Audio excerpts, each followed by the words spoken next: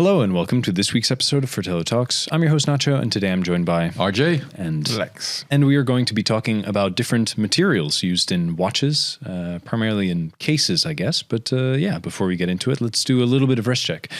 Lex, what is on your wrist today? A new Omega in black ceramic. A dark side of the moon. This is the hand-wound model with a very prominent chronograph second hand in red. Yes, very nice. It has a shorter. It has a shorter lug-to-lug length, right? It's still it's quite a substantial case, but they shortened the lugs. Yeah, the lugs to lug is almost similar to the Moonwatch. Yeah. So it wears quite comfortable, I would say. But the diameter is still 44.25. But I think it wears very well, and I think the case shape, especially the hand wound, is really nice. Slimmer than a Moonwatch. Yeah, cool. There you go. Very nice. And RJ, what about you? What is on your wrist? Well, I'm double wristing today. Yes, for yes, this you are. podcast it is.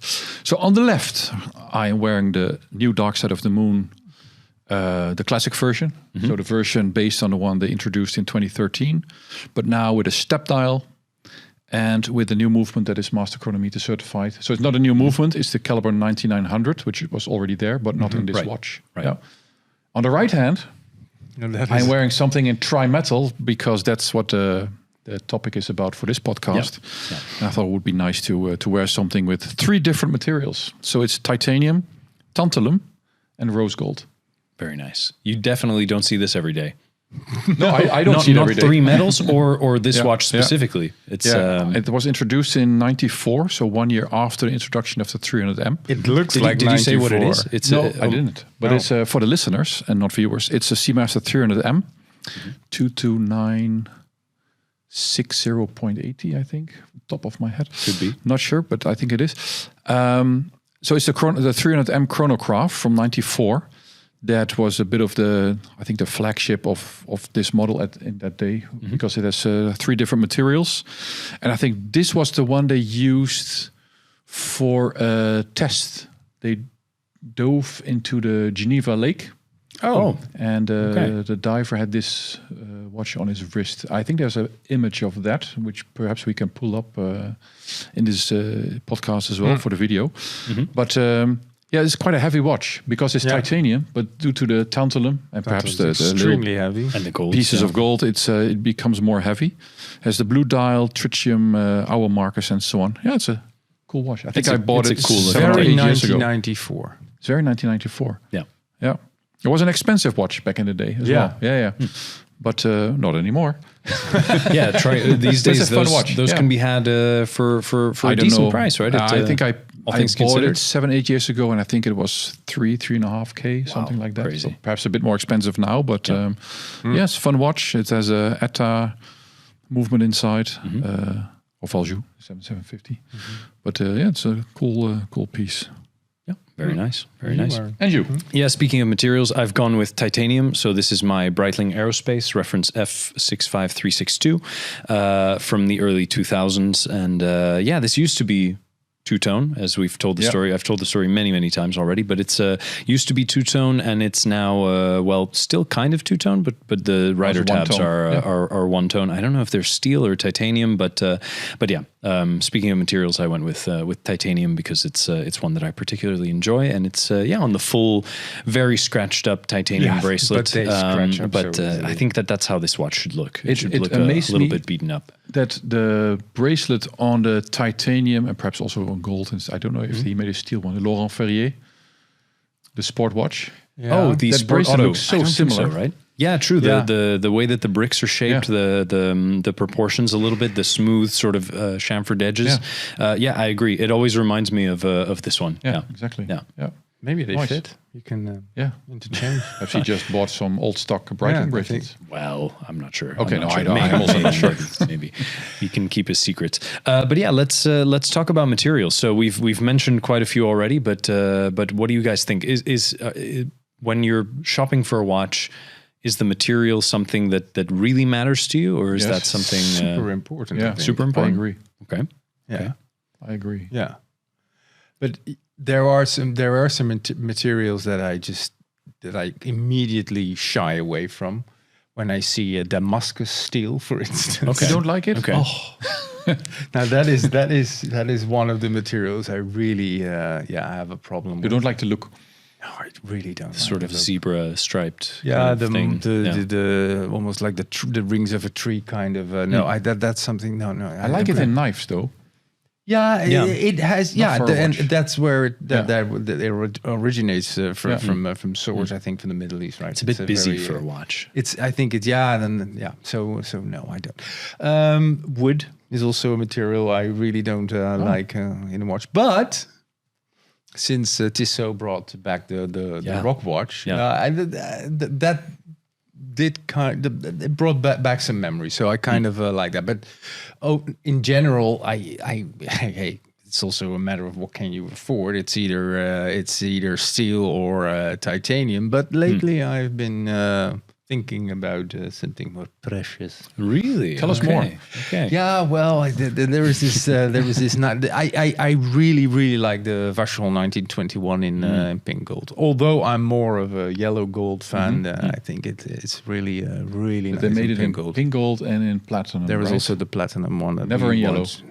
I don't think so. I don't think they did. We had the platinum in the office some years ago. That was amazing. That was nice with the strap with platinum stitching. Yeah. I think the strap alone was like 3,000 or something. Yeah. But there's also the thing, would you buy platinum because you want platinum? Yes. Right? I think that is something. Yeah. You don't buy steel because you want steel, or am I mistaken? So I think some watches they belong in steel. They make more sense in steel. You have the example of the deep sea dweller that you didn't like in gold. That watch is then for you. It should belong in steel or titanium. I don't care. I like it in gold, but it's a big block. Yeah. But some watches also for me they need to be in gold. Yeah. What is the like a day date? For example, it needs to be a yellow they gold made I think date. 5 versions steel, which were more or less I think prototypes. Yeah, or they were something. protos. But I think a day date is definitely gold or platinum. But Breguet is also for me the classique or the tradition or tradition. That's also a gold watch. I think in general, I prefer dress watches to be in gold. Yeah, and then in a colored gold or a white gold platinum situation. I used to be more interested in white gold and platinum, but I think I'm more of a yellow gold guy now. And rose gold I also don't mind for certain watches, but yellow gold is And there's quite a split, right? Because you have sports watches and you have where like function is a little bit more important, and therefore something like steel or titanium or a material that's a bit hard wearing, non-corrosive and scratch resistant is preferable. And then there's, for a dress watch, then it's nice that it's a precious metal because it gives it that little bit more of a sort of a different feel, right? For me, and a different feel.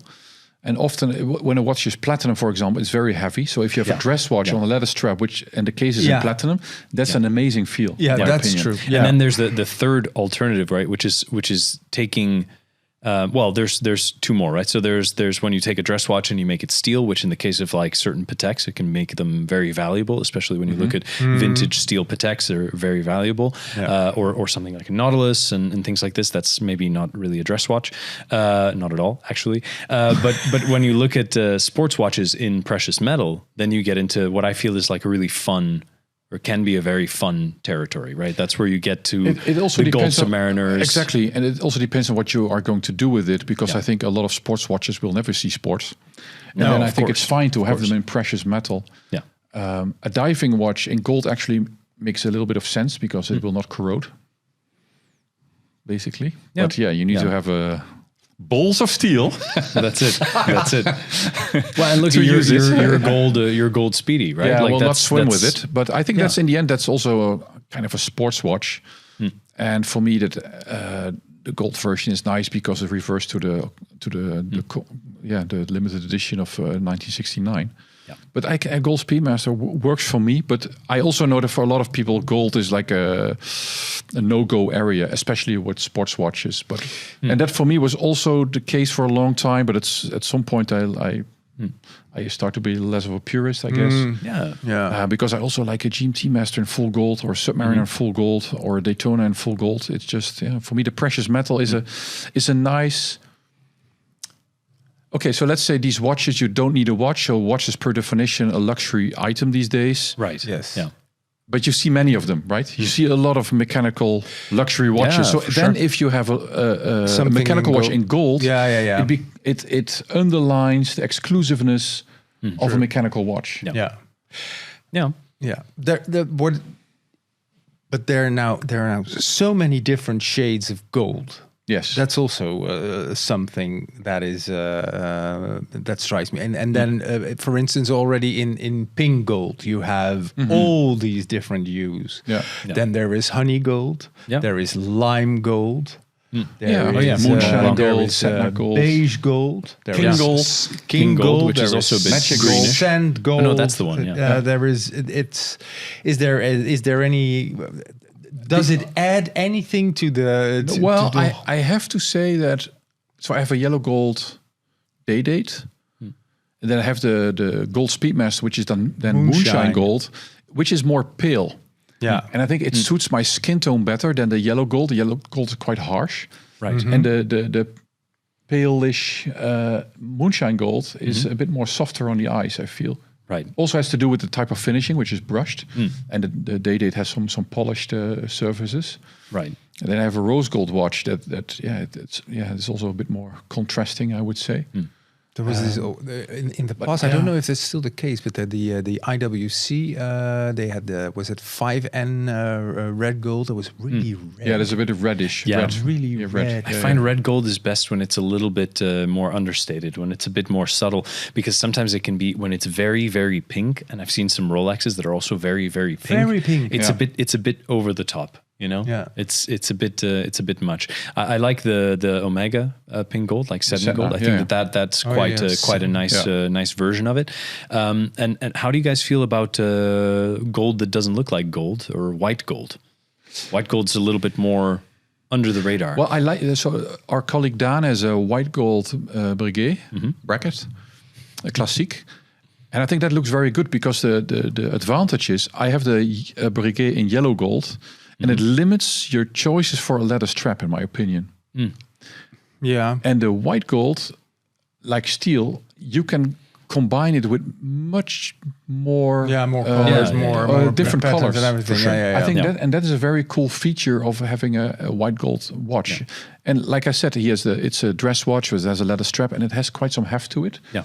And you need that a bit. You need that. And even when it's smaller, because it's like a 35 millimeter watch or something like that. Yeah. So then it gives it that sort of heft, which is quite nice. It all depends on the watch. So I would not mind for example, a white gold day date can be very nice, but it also can appear like it's a Datejust.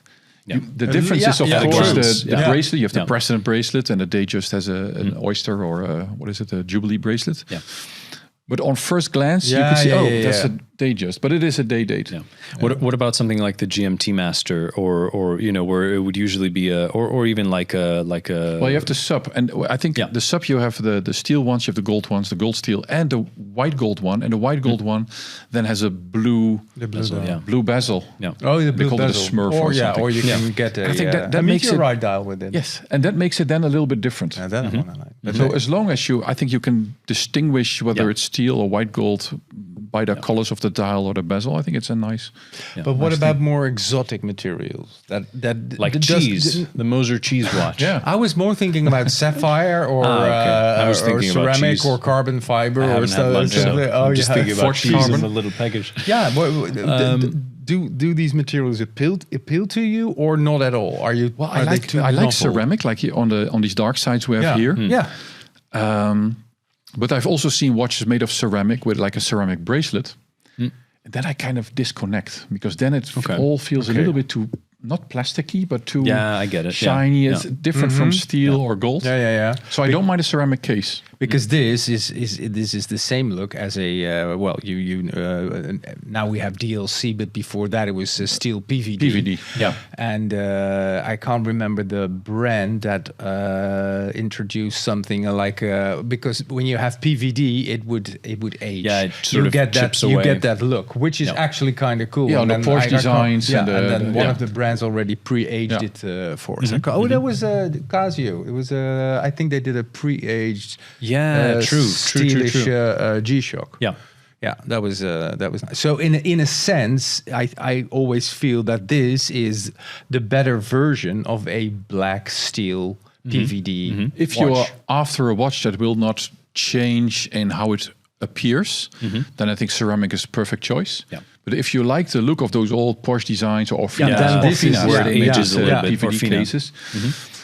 It has that vintage look with some scratches. It looks kind of nice, and PVD is quite strong. It's just how you treat it. Wear, right? Years and years of wear. Of hardware. It's like aged denim. It's got DLC is stronger, but it also perhaps has a little bit of a different look to it. I know some people they DLC'd their steel watches, and they were Rolexes, and I also a guy had a Speedmaster Snoopy, the first one from 2003. He had it DLC'd. I think it was like $500 to have the watch DLC'd. Yeah, it's not super expensive, and it's a chemical process, which means that you can reverse it. So if you use the sort of the inverse process or something, you can just take it off, and if you have to disassemble the watch and do just put the case. A glass of Coca-Cola for a night. Exactly, and then it's good as new. Good as new. No, but it's an interesting thing. I've seen some people do that with their FXDs, their Pelagos FXDs, and it looks pretty nice. Yeah. And knowing that it's reversible is also quite interesting. That's a good thing. That's a good thing. How do you guys feel about carbon? Because carbon's a bit of a tricky one, I feel, right? Because you don't often have, it's often more like a metal shell with a carbon sort of structure around it. Also because the carbon is porous, so water or liquids will get through. I never warmed up to them, to be honest. Whether it's a cheap version or an expensive watch. I did the Tudor, the cycling edition chrono is it's still on my list, as in it's nice. I like the idea that you have to rethink about the weight. But it has to have a function, because just making something in carbon and then having it ultra light, but then what? I think there's some watches where it kind of suits it. It gives it a bit of a different look. I remember there was a Bulgari Octofinissimo in carbon that was incredibly impressive, because there it was not only thin, it was also very very lightweight, and it had this kind of flaky forged carbon that looked very interesting. It almost looked like carbon fiber, which was really nice. And I know that there's also one of my favorites, which is the Doxa Sub 300 carbon. I think that looks particularly nice, especially the limited edition version with a carbon dial that our friend of the show and former photographer Morgan is still trying to sell. So this is another little shout out. I think at this point you could send him a DM and he'll cut you a good deal. I think that there it looks good. I think that sometimes where it's a little bit dull, it can fall a bit flat, right? And then the problem is it also feels a little bit like plastic in a way. So where I wasn't a big fan of it was at the Red Bull Alinghi Tudors. I found that there it was a little bit like, if this had been DLC titanium, it could be nice. And I thought the same thing about it wasn't carbon, it was ceramic, but the new Ingenieur, the IWC Ingenieur that came out earlier this year in ceramic, the black one. Fantastic. I like the look of it. I really like the look of it. You don't like how it feels? I like the gold one. But I'd rather it be either DLC titanium or I don't know, something else. But ceramic, I worry about dropping a ceramic watch and then it shatters. But how often do you drop a watch? Yeah, that's true. That's, knock on wood. I would, if I could reach the table, I'd knock on it. But hasn't happened, many, many years. I would, that's the problem also with ceramic. PSA, don't drop your watch. If you drop it in the bathroom on the tiles, then it shatters and you need a new case and so on. That's a bit of a problem, of course. But the everyday wear, the scratches and everything, then it's extremely resistant. Yeah. So. But I also like the fact that you can see that the watch has been worn. I like that aspect, and I know that some people want to have their watches like new always, and they're very careful with it, and sometimes they don't even wear it all the time because they want to keep it like as new. And that's why I think if you have a ceramic watch, that's one way to ticks the boxes basically. How do you guys then feel about titanium? Because titanium is it has the lightness, which obviously is not everybody's cup of tea. No, well, the tantalum and the gold are kind of making up for it, right? But that's what I don't like about titanium is that it's so light, and I know it's one of the properties of titanium. Yeah. I like the look, especially with the grade 2, because it has this utilitarian. This dark sort of brushed and so on. The grade 5 is an alloy, but then you can have it polished, so you can and they do steel now look. I like the look, but I don't like the lightweight, because sometimes if you have the watch that I'm wearing, I used to have it in full titanium, right? Yeah, and then I traded that one for this one. And the full titanium one is a big watch. It's very thick, and it's a 41.5, I believe, millimeters, and it has a bracelet. So you expect, if you pick it up, you expect a certain feel or heft to it. It doesn't. And then you pick it up, and it's super light. Yeah, and that gives a bit of a there is shortcut a in my brain. huge difference, I think, between titanium watches from 20 years ago to titanium watches that are being produced now. If you look, I've always been a fan, so I had a titanium emergency. Yeah, true. Cool watch. Also a big watch. Watch, but I absolutely hated the titanium. Did you pull the bracelet? No, I never pulled the antenna. I didn't need to. So I put it on a rubber strap, which made it look, I think, just better. Because I think it's more or less the professional strap that says Breitling in big letters on it. Yeah, exactly. Just so you know. I like that. Yeah, I also like that. I also think it's a good look. Yeah. And I have a Fortis B42. What is it? A Cosmonaut with a Lamania 5100. It's not, time only. It's a time only, and it's also a titanium. But they are very. That's also still. It's very grayish. It scratches. Tool watches. But now, when you look at what Grand Seiko does to titanium, the look of that, and I don't mind the lightness. Also, because in the old days, if you handle that bracelet, creating a solid, not even solid, but like a feeling. Yeah, the solid feeling of a titanium bracelet is super difficult to achieve. But now they can. Yeah, look at the Yachtmaster. I mean, the Yachtmaster in titanium. That's great. But my favorite GMT, the Grand Seiko, the Mist Flake. I mean, it feels solid. But it looks amazing. It does. I like how it looks. Feels good, and the lightweight. You don't notice it anymore because it feels so solid, and it looks so well finished. But I agree with all of that. I just don't like the lightweight of a watch, because I like to feel that the watch is there. It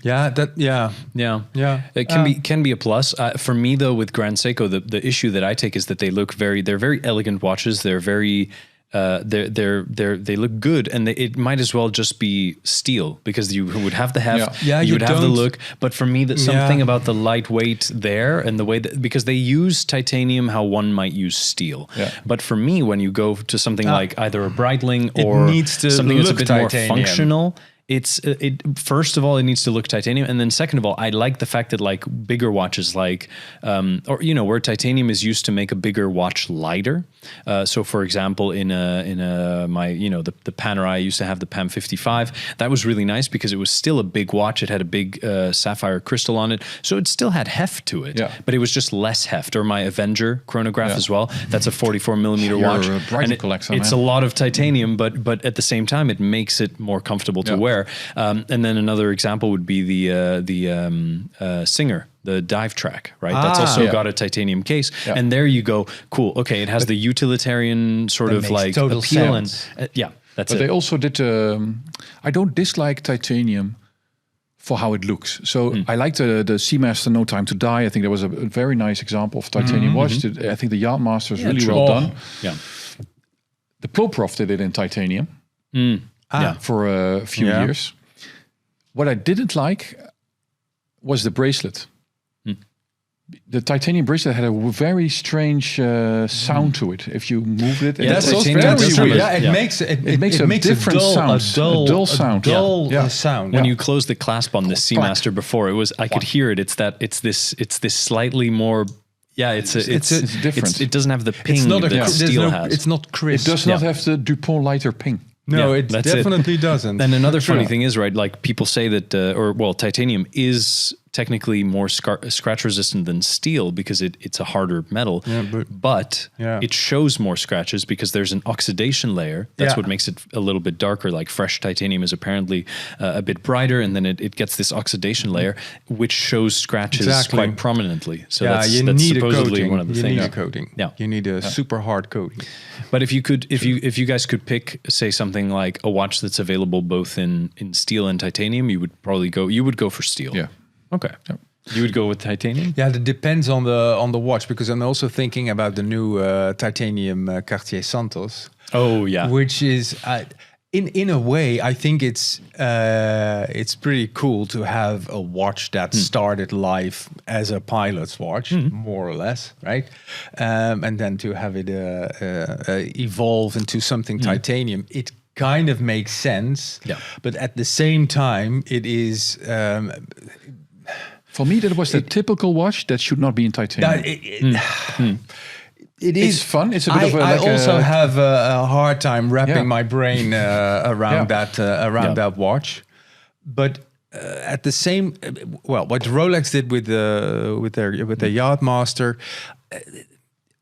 I would be very curious to see a titanium GMT Master 2, for instance. Yeah, don't do it. Or an Explorer. I know. I know could that people nice. or maybe could be also something. Why not? Or something completely new. Bring back the Milgauss and then do it in titanium. Yeah, that could be nice because they. Then you experiment a little bit, a bit more, with and that old handset. Those like bar kind of baton hands that are a little bit, they sort of taper towards the tip. That could be nice. It has titanium always has a functional kind of instrumental vibe. If I see, we had a Grand Seiko in, I think a few weeks ago, which was also in titanium, I believe. Yeah, was it the UFA? I think so. UFA with a purple dial. Yeah. Yeah. Amazing if that watch. one would be in steel and in titanium, I would always pick the steel version. Yeah. Because I think the finishing could be the same in terms of how it appears with the polished elements and I get it. That's the exception for me as well. Yeah. That would pick definitely steel. But if it's like an emergency, for example, a tool watch, the titanium might be very interesting. I think the titanium also suits a more like techie kind of watch, like the emergency, the aerospace, the X33. I think is also really great in titanium. Also have that one, of course, in titanium. That's a good one. Are there any other materials that we are missing here? Maybe we've covered gold. I have bits and pieces of tantalum. I think it's an interesting material. I think I once saw AP Royal Oak in tantalum, full tantalum. There was also very heavy. Yeah, what was this brand that had the tennis sponsorship that came out like last year or the year before? They also made a full tantalum case. Fleming, yes, that's it. They also had a tantalum watch. Mont Blanc had one in the past. Yeah. But for me, tantalum feels like it's a material that brands use just to show they can use the material. Of course, that the properties. They don't add something to the table. Right. It's not lightweight like titanium. It's not scratch-free like ceramics. The bluish, it's not precious like gold. Right. The bluish hue is kind of quite nice because you really see it here where it's contrasting with other things. I wonder if in a full tantalum watch then you it's don't prominent. see it here. That's the but it's good also thing because here. this is a white sweater banger, man. Yeah, that's it. It's a white sweater banger. Shout out to the guys at Mannen van de Tijd. Yeah. But I think materials. It stands out here because you have compared to other metals. We didn't touch upon sapphire. Sapphire is what I wanted to say. I think you went as well. At some point, there's this manufacturer that Richard Mille used or he still uses. It's called ProTech. They made the sapphire cases. I've also seen them. I've seen the sapphire cases made in at Hublot as well. They also made sapphire cases. I think it's interesting, but for me, it's a no. sapphire cases. I'm going to mention a brand that people love and people hate. I had a session at Artia not that long ago, and they do a lot of sapphire, and they do color that, shifting, and they do it in color shifting and what have you. And it also kind of makes me, I don't know, enthusiastic about the material. It is kind of cool. It can be fun. I just feel that a lot of the time it tends to be so expensive that you go, and of course you're spending that much money. Yeah, it's a little bit like I don't know if the English word vitrine, I guess. Like a vitrine, like a showcase. A showcase. Right. But you have like a glass showcase on your wrist. Yeah, I know. And that's why I'm not the biggest fan of clear sapphire, but if it has a color, then I kind of like it. And of course, the way Hublot does with colorful. Yeah, and if it's color, it's nice. So I never contemplated buying something like that. And the rock watch. So granite, I guess, from the mountain. From the Jungfrau, I like it because it's granite from the mountain. Yeah, I like this. But in the first series from the 80s are just granite from different mountains. Yeah. But there I think it's like having like a piece of bathroom tile on your wrist. No, I have marble in my bathroom. They did jade, and they did different colors back then that were quite interesting. There was even, I think, some it was almost like fossilized. It was like almost fossils or something like this, fossilized coral or something, and it looked really interesting. It's a nice way to play with textures and colors and that kind of thing. Yeah. But I do get it that it's a little bit it's a little bit odd. I wonder how they sort of wear in over time. Do they pick up a bit of a polish from the sleeve? You can buy the old ones on eBay cheap. Yeah. But they're very small, so you need to take that into account. They're tiny, but it looks kind of cool, and they look like they're new, basically. Yeah. But I do like the new one. The new one's cool. Yeah, I have to say. And I think at first I thought it's a pity that they didn't use the McDonald's hands, the red and the yellow. Yeah. But it doesn't suit today's time or era. Yeah, I think it's a good choice to have it more neutral and but it's a fun watch. I think it's €1,000, a little bit more, and I think the only 1,000 pieces. I guess they will sell, especially if you're a tourist visiting the Jungfrau Joch. They have a retailer. Up in the highest retailer in the world. Yeah, nice. Where you can buy them. So I think it's a cool kind of gift. Yeah, cool. Yeah, but we see brands still today continue to offer a variety of materials. We didn't even mention. I could have worn my bronze Fratello. Bronze, of course. You know, the bronze. Do you like it? Is it disappearing a little? It's disappearing a little bit. It's disappearing. It was one of those early ones from Genta, the Jeffica. Yeah, for me that's still the bronze watch to have. Yeah. I can't remember if that's a pure Genta or a Bulgari. It was the same manufacturer, I think, at the time. Yeah, I think they were already also together. It was Daniel Roth, but it was Genta on the dial. Yeah. I think Bulgari just brought out their aluminium chronograph, but in bronze. Oh, yeah, aluminium. They also have aluminum watch. Yeah. Aluminum. I remember the Chanel G12 Superleggera was in aluminum. Oh, and the Girard-Perregaux. It looks kind of cool. The Ferrari chronograph. It looked kind of cool, but exactly. Didn't we that met feels, a guy where Watches and Wonders like 2 or 3 years ago. That was nice because that's really light. Yeah. Like if you think titanium is light, really awful. Yeah. like a Coke can. Yeah, I have this Bulgari. The Bulgari, right? The chronograph in aluminium. I always have the same fear I have with my rims on my car. If you scratch it, it would be such a nasty mark. And aluminum is really not a good material for bezels, but not for for bezel inserts. Yeah, they're kind of tucked away in they're secure in there. I like to look. It's a bit whitish and it's nice. Yeah. It's like a wider metal, and it also has a very specific grain. Often. True. Yeah. Did we miss any other material? Yeah, with steel you have the different grades, but that's not really a difference. You don't really see that. 316 and 904. But it is interesting that bronze kind of faded away. Yeah, it had a bit of a peak. It had a COVID peak. Yeah, People were experimenting. They were putting it in a bag with some stuff to make it patina, and then bringing it back with Omega with added vinegar. gold just to keep the color and the material. The bronze gold. Yeah, it's interesting. But I think steel ultimately it's ubiquitous for a reason, right? It's the perfect mix of where it can be machined easily. It takes a finish well. And you could just, argue that steel is maybe the ultimate material for gold for a watch. Or gold. And silver. My mom has a silver watch from the Bouwwede. No, Robert Leighton. Does that ring a bell with you? No? With me I think it was late 90s, and Robert Leighton was a designer of watches, and it looked a bit like later on the Ralph Lauren watches. And it had a silver cushion-shaped case. Okay. I think we can pull up a picture for the video. Yeah, we'll find it. We'll try and find it. Do you remember the Van der Bouwwedes? Yeah, of course. They were a bit Frank Mullerish, I would say. Frank Mullerish. And some of them also had these bars, right? Yeah. To protect them. Correct. Yeah. It's not a good material for a watch. Silver. No, I do like watches with silver. I like the Ralph Lauren ones that are like hand engraved and they look kind of cool. But the Tudor Black Bay 925. Oh, yeah. No offense to Mike Stockton, who I believe still has one.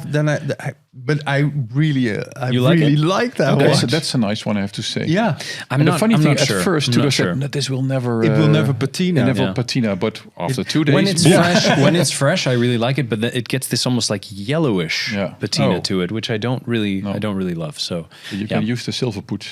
Yeah, exactly. Yeah, but just also, your silver polishing. It was a hype watch, right? It was a little bit. And there are some materials that's also what I feel with the weirdish.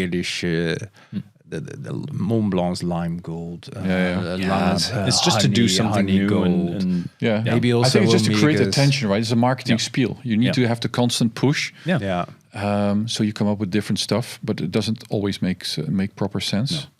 Hey, and then speaking of rock that we were talking about before, there was that Bulgari made of marble, right?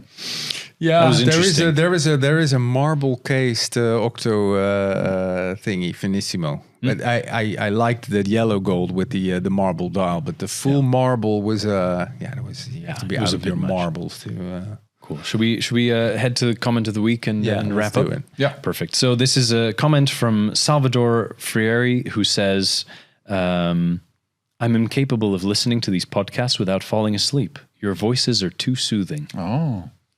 So wake up!